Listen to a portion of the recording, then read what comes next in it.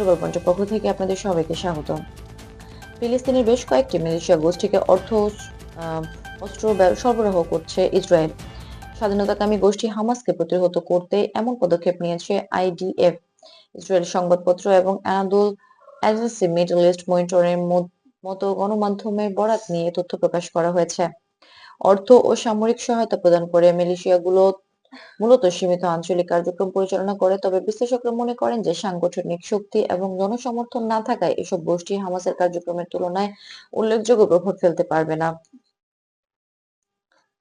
Reuters, Al Jazeera এবং BBC জানিয়েছে এই পদক্ষেপ আঞ্চলিক নিরাপত্তা এবং রাজনৈতিক ভারসাম্যকে প্রভাবিত করতে পারে।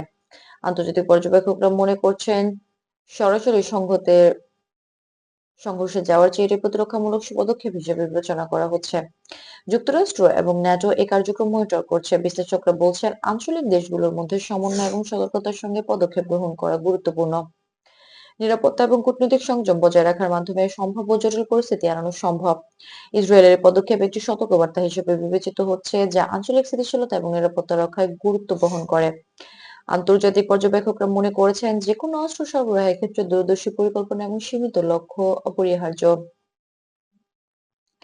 বিশ্লেষকরা বলছেন প্রতিরক্ষামূলক পদক্ষেপ হলেও এটি আঞ্চলিক রাজনৈতিক প্রভাব এবং কূটনৈতিক সংলাপকে প্রভাবিত করতে পারে। ফলে প্রতিটি পদক্ষেপে সতর্কতা এবং আন্তর্জাতিক সহযোগিতা অপরিহার্য।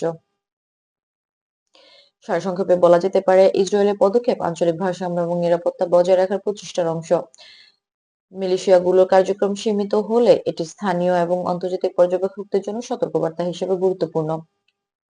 গ্লোবাল পয়েন্টের সঙ্গে থাকার জন্য অসংখ্য ধন্যবাদ। আন্তর্জাতিক গুরুত্বপূর্ণ নিরপেক্ষ খবর পেতে আমাদের চ্যানেলটি সাবস্ক্রাইব করে সঙ্গে থাকুন। পাশে থাকা বেল আইকনে ক্লিক করুন যাতে সকল নোটিফিকেশন আপনি সবার আগে পেতে পারেন।